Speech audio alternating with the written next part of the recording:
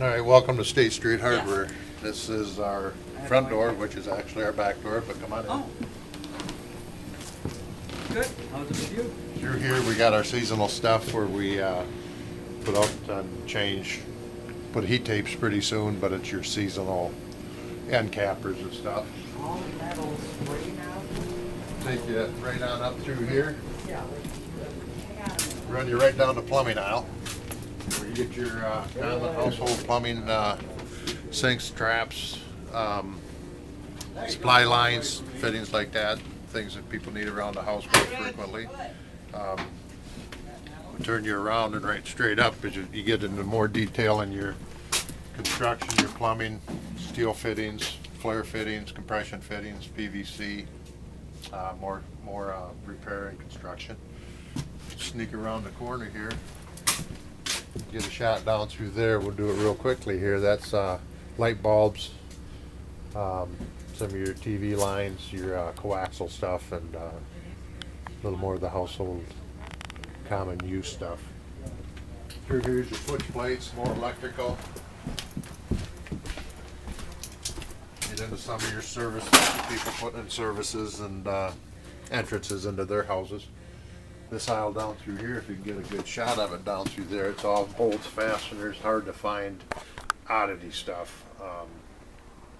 Just your little stuff that you just don't find everywhere.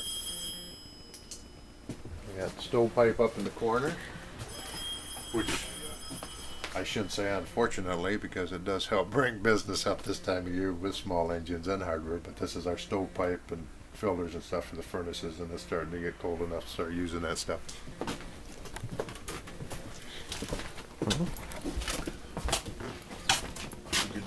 This aisle here, we got your hinges and your just your little wires and your shelf brackets and stuff, casters and stuff like that around the house. Okay. Next aisle, you got your tools,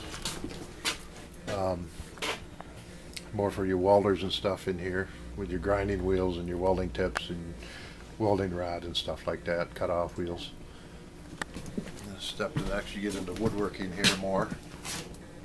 You got your utility knives, your drill bits, your hammers, chisels, stuff like that. This is how you get into your mechanic, more of your wrenches, sockets, hand tools, pipe wrenches, and your electrical fittings and crimp-on ends and stuff like that. This is about all we got for paint. We kind of stayed out of the paint. That once you got into all that mixing and matching, it was hard to keep up with it. But this is what little paint aisle we have for your Rust-Oleums and your paint thinners and brushes and rollers and stuff. This is our lock section down through here. Paddle locks, house locks, discussion plates, trim plates, barrel bolts, stuff like that down through this aisle. Then we'll sneak your way over across.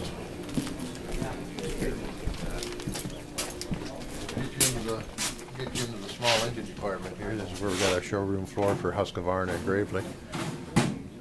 That's our main lines. And we got we got more blades. We got parts all over the place. We got bars and chains for the saws, oils. We got a parts room full of parts for just about everything. We can order parts for about everything too.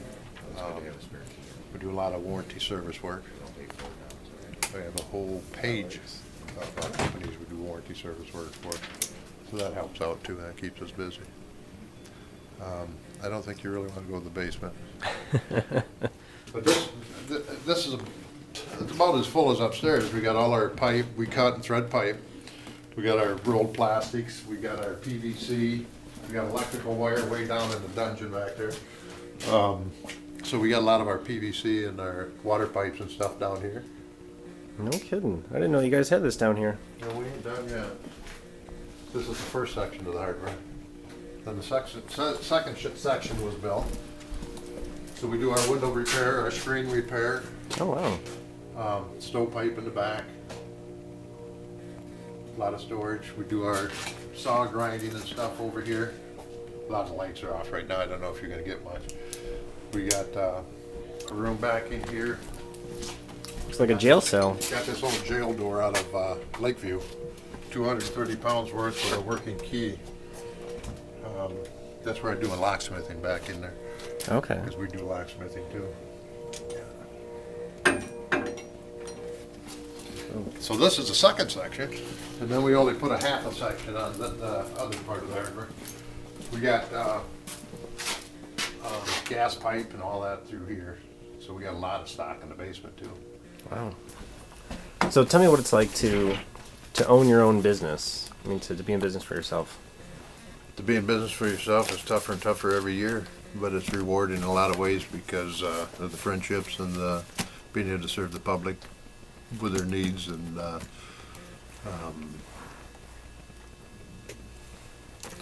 just a lot of good people come in here. Okay. You know, when you say it's tougher and tougher every year, I mean, kind of give an example of that. What can be tough about? Box stores Yeah. come in. The manufacturers cater to them more than they do to us. Some of our suppliers have went bankrupt, went out of business. Makes it harder for us to find our product. We've had to get more versatile, go out into small engines and do other things to keep the income coming in to make the bills. But with the box stores being right on 131, any newcomers to Big Rapids, it's the first thing they see. And if they don't come all the way to the north end, and I've watched them, they turn right around. If they got to buy a trowel, they'll go right back where they came in because they saw all the box stores. They don't know we're down here. Okay. So that does have an effect on us. A lot of people are finding that the pricing isn't as good as they're led to believe. We can compete on the pricing on most of their products. Knowledge is the big thing, the customer service. Yeah. Yeah. Okay. We got a lot of that hard to get stuff in them little assortments that you just don't find in the box stores. Yeah. That's a big plus because people just don't stock that stuff. We have for years. Okay. Yeah. So what do you do to kind of combat that? You know, to make sure State Street Hardware is still going to be here? Service. Service. Yeah. We go that extra mile. If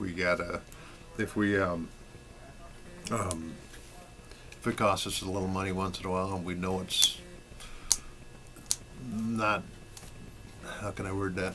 We do a lot of warranty service work, and with the small engine end of it and stuff.